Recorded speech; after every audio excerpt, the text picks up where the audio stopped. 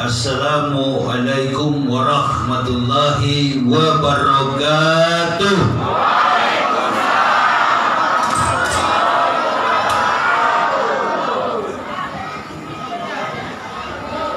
Alhamdulillah, alhamdulillahillazi muharrama awarosini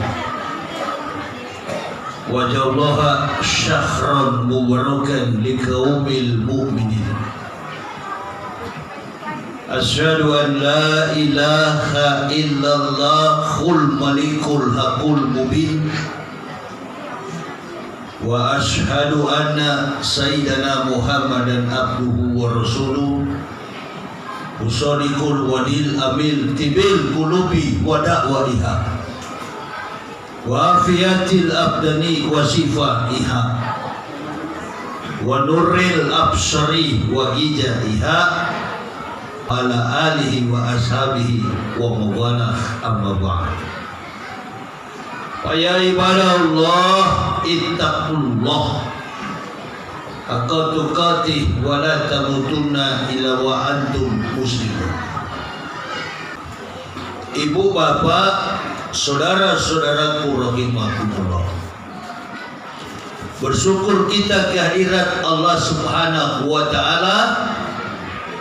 Hormat, respek, takzim kami kepada alim ulama, tokoh-tokoh masyarakat Masjid Al-Ikhwanul Watan, Kota Medan, Sumatera Utara.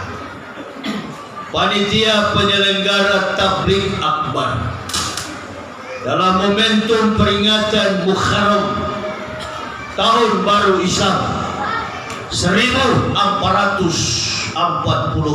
Hijriah, dan yang kami cintai, kami banggakan, Ma'asyiral muslimin wal muslimah rahimakumullah, 365 hari, 12 bulan, 1 tahun Allah Subhanahu wa ta'ala biarkan antum dan saya hidup bergentayangan di dunia fana busuk dan tidak berharga ini.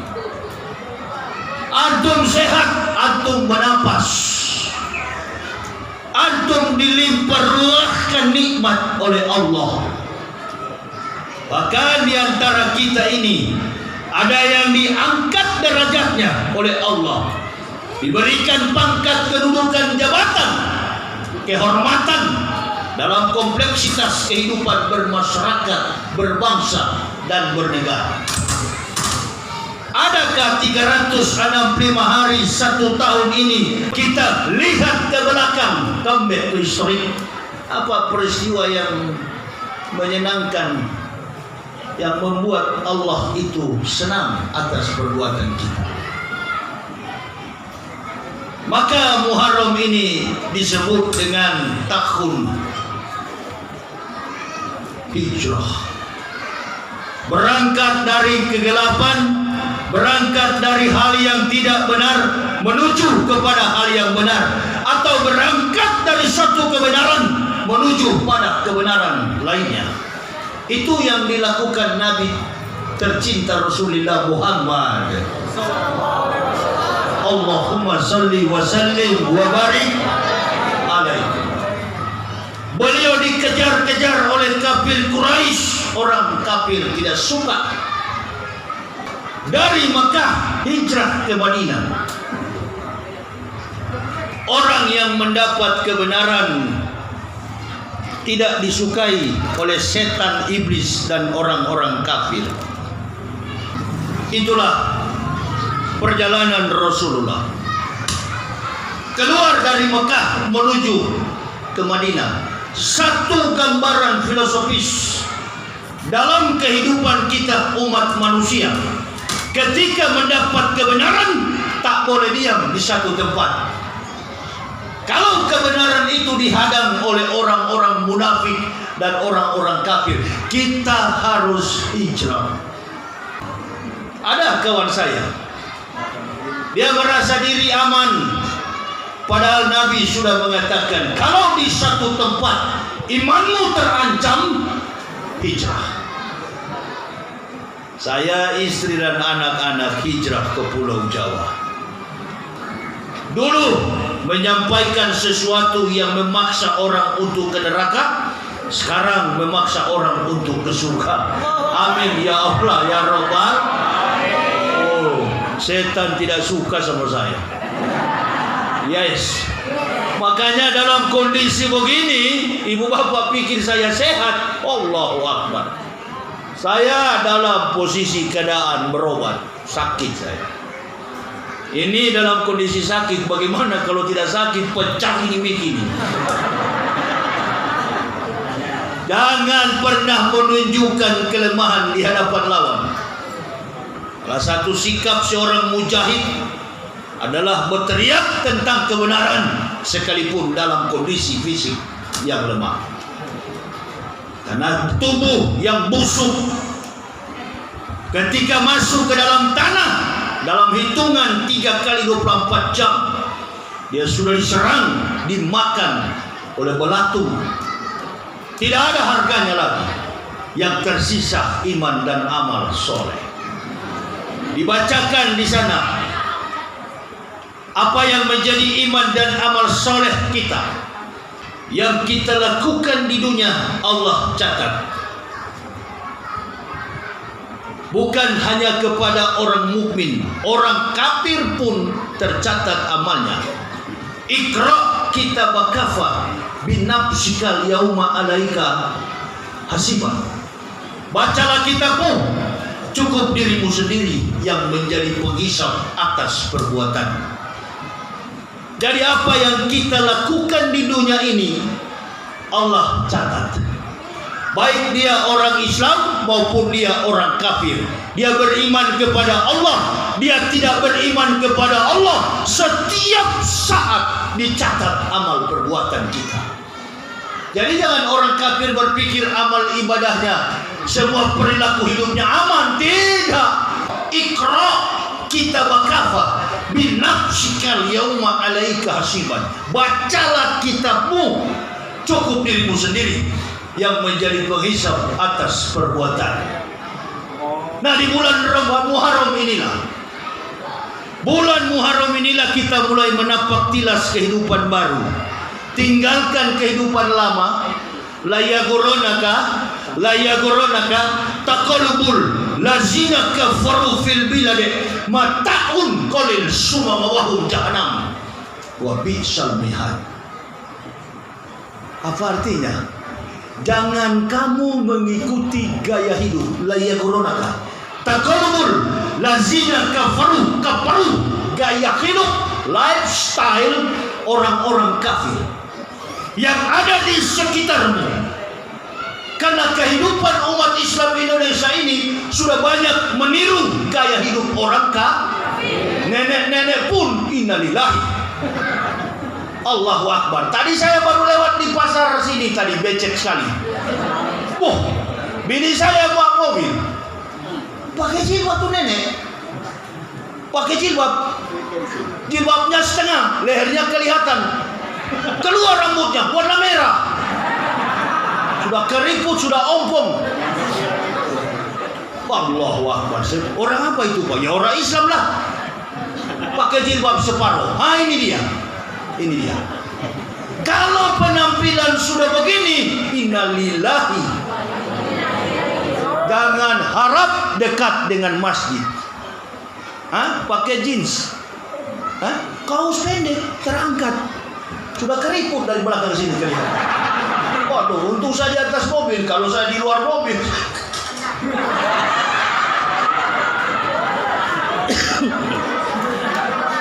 Bu, masih sore kamu sudah mau tidur. Kamu punya teman itu. Tuh dulu, sarap. Bismillah. Keluar dia, ikut jalan pasar. Bini saya tanya, orang Islam atau Kristen itu Pak? Islam lah. Gak mungkin lihat, tidak ada gereja ini. Sudah di kepala ada jilbab, tidak usah menyangkal. La yaghurunaka. Gaya hidup orang-orang kafir, gaya hidup mereka lifestyle Europe and America. Mereka bergaya hidup Amerika, mereka bergaya hidup Eropa. Kenapa? Karena agama tidak memfilter mereka. Kita orang Islam beda. Dari ujung kaki sampai ujung rambut, umat Islam dipantau oleh syariat Islam. Ada kan masjid-masjid yang bertuliskan, masjid ini siapa yang mendatanginya harus menggunakan busana muslim. Harus berbusana muslim. Laki-laki bersongkok menggunakan peci, perempuan menggunakan hijab. Boleh masuk ke dalam masjid ini, silakan, tafadhol. Di Eropa juga begitu, diberikan warning bahwa rumah Allah ini harus dihormati. Nah, di Muharram inilah kita introspeksi diri. Selama setahun lamanya, saya kurang lebih 3 tahun yang lalu bebas dari penjara, sampai hari ini berdakwah kemana-mana dalam kondisi kesehatan yang tidak prima. Adakah saya pernah mengeluh atau menyerah? Oh, jangan jadwalkan, saya sakit, kesehatan saya lemah. Bagaimana dengan Nabi Ayub? Nabi Ayub alaihissalam, ketika dia dirundung dengan berbagai macam persoalan, dia diterpa dengan berbagai macam penyakit. Saya ini sebenarnya menyembunyikan penyakit saya, tapi ketika saya bersilaturahmi dipanggil Pak Edi Rahmayadi, berhadapan dengan beliau, beliau perhatikan dari ujung kaki saya. Dia bilang, Ustaz, kenapa kakinya bengkak? Padahal saya sembunyikan. Oh enggak, saya bilang, tidak apa-apa ayah, ini sudah lama, 2 tahun lalu. Ah, enggak boleh. Coba angkat, saya pakai gamis, angkat gamisnya, saya mau lihat. Begitu sholat berjamaah, saya minta kursi, karena memang kaki saya nggak bisa dilipat, bengkaknya kiri kanan sampai di paha. Sekarang pergi ke rumah sakit Kolombia, bilang saya yang suruh, ketemu Dr. Sutomo, dalam kondisi yang sangat-sangat sakit. Saya diam, tak ada. Di atas pesawat saya ditolong oleh seorang dokter bernama Akbar di Polda. Siapa yang ikut pesawat Citylink hari Rabu kemarin, saya pingsan di atas pesawat. Orang nggak tahu kalau Ustaz, karena saya nggak pernah pakai pengawal, hanya dengan bini. Saya tidak tahan duduk, saya berdiri. Saya keluar dari seat, lari ke belakang, ditanya oleh pramugari, kenapa Pak? Saya sesak napas, tak bisa bernapas. Saya lari ke belakang, saya dalam kondisi sakit. Boleh gak saya berdiri sampai tiba di Medan? Bagus tindakan Bapak. Saya berdiri, saya bisa bernapas dengan baik. Duduk aja Pak di bawah, alhamdulillah. Nanti kami siapkan bantal, kami siapkan. Ada dokter 2 orang di atas pesawat, 1 turun. Katanya ada yang sakit, dia di belakang sekali. Begitu dia lihat, Masya Allah, dokter ini dokter Akbar yang tugas di Polda. Dia kenal sama saya dan dia bilang, ini Ustadz Yahya, diberikan oksigen sampai tiba di kota Medan. Tak ada yang tahu, karena saya nggak pernah pakai pengawal. Allah yang tolong, itu asli. Beda, ini satu ustadz sampai 50 pengawal. Padahal doa saya cuma satu.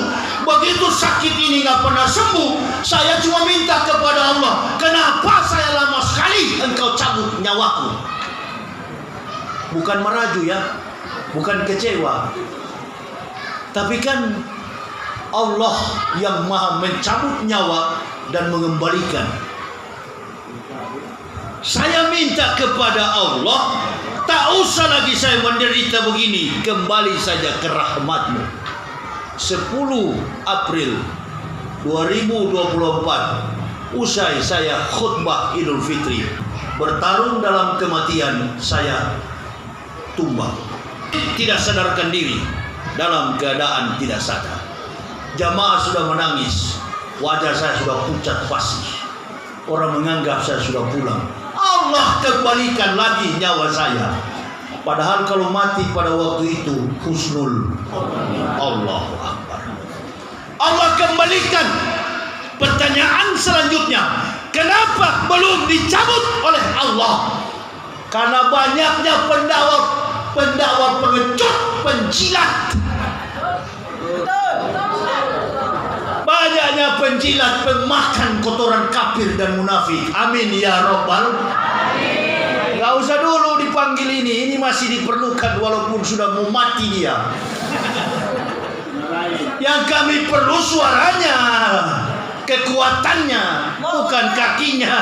bukan kakinya, suaranya, keberanian, keikhlasan, yang tidak mau mencari pembela atas makhluk.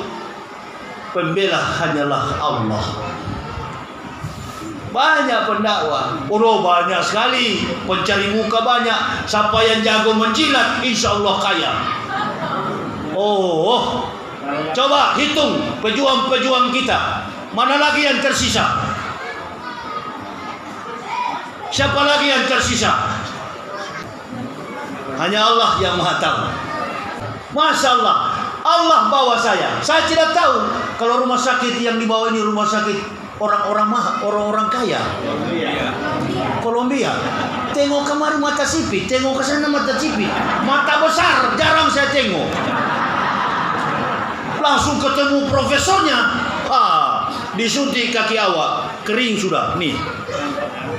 Tadinya bengkak besar, tinggal merahnya, infeksinya belum hilang. Ini dokter bilang sebenarnya tidur, istirahat di rumah sakit. Sudah dok, yang penting sudah turun bengkaknya. Nggak bisa Ustaz, ini bengkak akan bengkak lagi. Saya nggak pernah berteman sama dokter. Saya nggak pernah berteman sama Pak Edi Rahmayadi. Allah yang tentukan. Ini namanya pertolongan rahmat Allah yang tidak kita pikirkan, yang tidak kita lihat. Allah hadirkan semuanya. Jadi kalau pendakwa, tidak usah pakai singgung-singgung. Pendakwa itu to the point. Wah, kita harus begini, ya. Kita harus jaga stabilitas politik. Jangan sampai anak-anak kita yang menjadi pejabat. Tidak usah bilang begitu. Jangan sampai anak-anak kita seperti anak Jokowi. Itu. Allah. Pakai singgung sana, singgung sini. MK jadi mahkamah kakak, MA jadi mahkamah adik. Itu dia, mahkamah keluarga. Mahkamah keluarga, cocok itu. Begitu kalau Ustaz, jangan gantung-gantung. Tidak ada gantung-gantung itu. Belum pendakwa itu, belum meresap kekuatan iman. Disampaikan begitu. Tidak apa-apa dimusuhi orang. Tidak apa-apa, saya biasa dimusuhi orang. Masuk penjara pun, tengok di YouTube. Kalau pernah saya minta ada pengacara, semua pengacara saya tolak. Kalau saya masuk penjara karena kebenaran, insya Allah ma'asabak min musibatin illa bi'idnillah wa ma yu'min billahi yahdi qalbu wallahu bikulli syai'in alim. Allah yang akan bebaskan saya dari penjara.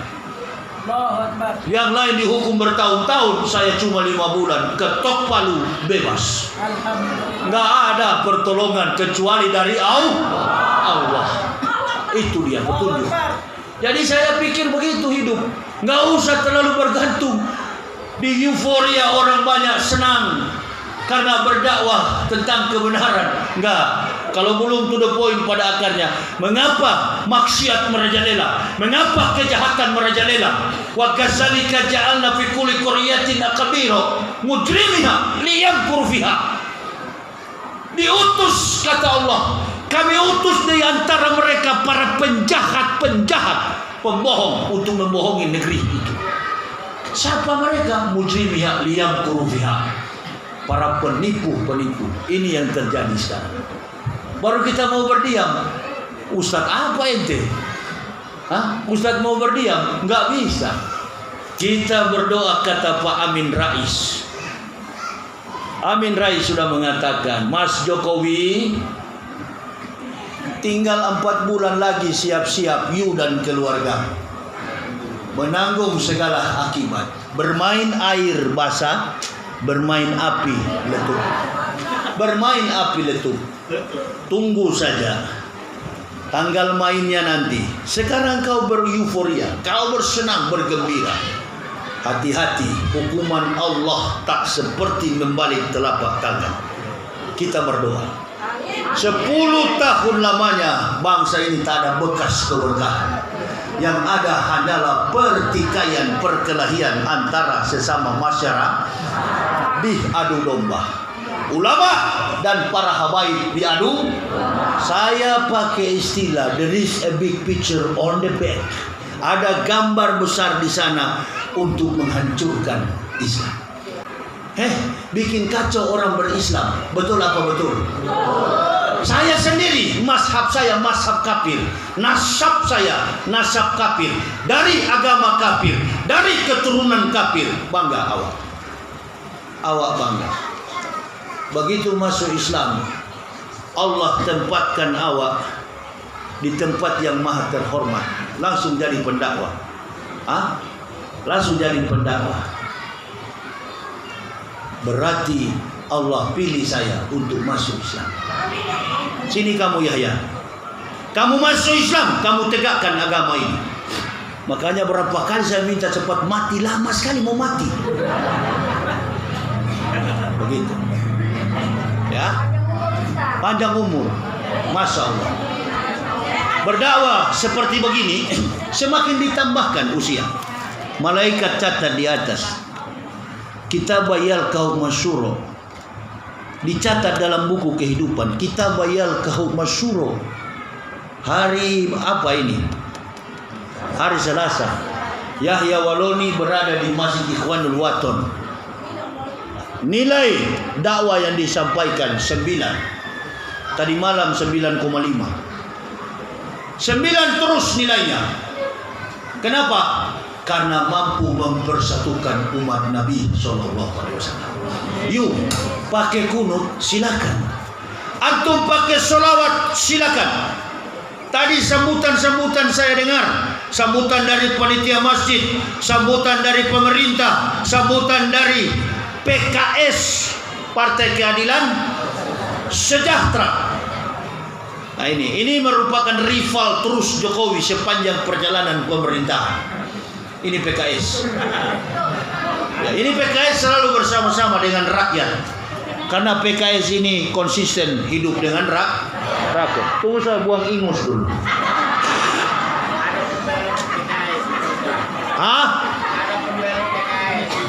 Iya, bukan. Siapa? Kasih biar itu. Itu ndak usah dipercaya. Tapi kita doakan. Dia sekarang ada dengan Prabowo Subianto. Kita doakan rezim nanti, insya Allah Indonesia menjadi negara baldatun thayyibatun warahmah. Bapak belum tahu di kancah internasional, Bapak belum tahu Prabowo yang sudah berteriak supaya Palestina segera dimerdekakan. Gengsi orang Palestina tidak kepada bangsa lain, bukan kepada Malaysia, bukan kepada Singapura, bukan kepada China, bukan kepada Australia, Amerika dan lain sebagainya. Gengsi orang Palestina adalah harus Indonesia. Jadi bersyukur kita. Beda Prabowo dengan Jokowi. Mari kita lihat nanti. Itu IKN hanya menjadi cerita. Tapi bukan berarti dibiarkan. Ingat, banyak pemikir di Indonesia kita lihat bagaimanapun manuver untuk memuji-muji IKN, pada prinsipnya pimpinan otoritas ibu kota negara 2 orang sudah mundur, ketua dan wakilnya. Betul apa betul? Menunjukkan IKN akan mangkrak. Kalau tidak mangkrak, Prabowo akan berpikir, ini dijadikan kota apa ini? Pusat busana boleh, pusat transportasi transportasi Kalimantan boleh. Artinya pusat sentral segala macam pertokoan dan lain sebagainya mungkin dibuka di situ. Tapi untuk ibu kota negara, tunggu dulu. Prabowo akan mundur dari hal itu. Kita berdoa saja. Jadi itu siapa itu Fahri Hamzah masuk ke kubunya. Tadi kan saya sudah ceramah dari awal, Pak. Kalau nggak jago menjilat di negara ini, saya pun susah sekali, Pak, karena suka melawan arus. Coba kalau saya ikut-ikutan, waduh, nggak peduli saya. Di bandara dicueki orang, tidak juga. Orang, oh itu Ustaz Yahya sudah mau mati jalan, sudah pincang. Ini kalau lawan lihat, wah, pucuk dicinta ulang pun tiba. Kesempatan ini dia sudah pincang, mari kita hajar. Wow, Allahu Akbar. Nggak ada pernah mundur dalam kenyataan hidup ini. Ibu bapak doakan saja agar kami terus menjadi motivator, agar kami tetap menjadi penyemangat bagi umat dimanapun kami pergi dan kami berada. Ini jadwal saya yang terakhir. Jadi ini yang bisa kami sampaikan, ibu bapak. Ini kaki saya mulai kram, ya. Tandanya ini memang harus istirahat. Ya, nanti kita berfoto-foto di belakang sana. Saya istirahat dulu. Kita akan kembali ke rumah kita masing-masing. Mudah-mudahan apa yang kami sampaikan menjadi penyemangat. Kami bukan pemberi ilmu, tapi kami adalah motivator. Kami ibarat handphone hanyalah charger yang menguatkan handphone ibu bapak. Yang lemah jadi kuat kembali. Allahumma habib ilaina al-iman wa zadi fi qulubina wa khari ilaina al-kufra wal fusuq wal isyan waj'alna minar rasyidin. Allahumma tawaffana muslimina wal hikna bis-solihin wa khairal sayyidina mabtunin. Allahumma ij'alna muflihin. Allahumma ta'afala qulubina bi dzikrika wa atmim alaina ni'mat wa asbik alaina min fadlik waj'alna min ibadika sholihin. Rabbana taqabbal minna innaka antas samiul alim wa tub alaina innaka antat tawwabur rahim. Wassalatu wassalamu ala sayyidil anbiya wal mursalin Muhammadin wa ala alihi wa sahbihi ajmain. Ya Allah, ya Rabbi, Engkau telah menghadirkan kami suami istri di Masjid Ikhwanul Wathon. Engkau memberikan kepada kami hikmah dalam berdakwah ketika Engkau mentakdirkan hidayah bagi kami memeluk Islam. Dengan 2 kalimat syahadat yang kami ucapkan, kami pertanggungjawabkan hidup dan mati kami. Kami akan tetap setia dalam langkah kebenaran yang Engkau tunjukkan di dalam Quran dan hadis Nabi tercinta Rasulullah Muhammad SAW. Arahkan hidup kami, ya Allah. Arahkan pikiran kami, arahkan hati kami terus istiqomah. Jangan bergeser dari kebenaran agama ini. Kalau ada 1000 pejuang, kami satu di dalamnya. Kalau tinggal 100, kami pun terhitung satu masih ada di dalamnya. Kalau tinggal 10, kami ada di dalamnya. Jika andaikan tinggal 1 orang, insya Allah kami sendiri pelakunya. Ajarkan itu, didiklah itu, tanamkan itu ya Allah dalam diri dan sanubari seluruh jamaah yang hadir pada saat ini.